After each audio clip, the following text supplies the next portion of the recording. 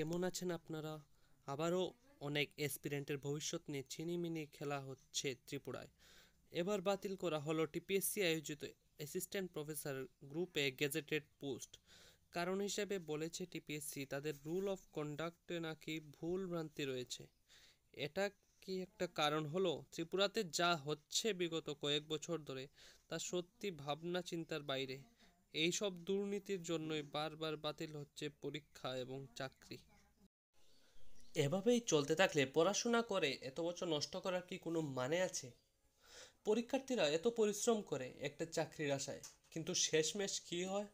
সেই বাতিল বা নিয়োগ প্রক্রিয়া অনেক দেরিতে হয়, যার ফলে অনেকের তো তার বয়সই অতিক্রম হয়ে যায়। এই ক্ষেত্রে ত্রিপুরা গভর্নমেন্টকে তাদের দৃষ্টি দিতে হবে, না হলে কি হবে? ভবিষ্যৎ তাদের ভবিষ্যৎ কি হবে? তারা কি সর্বদা বেকার থাকবে?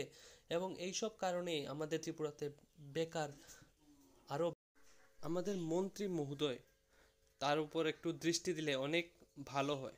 বেকার সমস্যার সমাধান করলে সবাই উপকৃত হবে। এই ক্ষেত্রে আপনাদের কি মত? প্লিজ একটু কমেন্টে জানিয়ে দেবেন এবং আমাকে সাবস্ক্রাইব করে এবং লাইক করে আমার পাশে থাকবেন।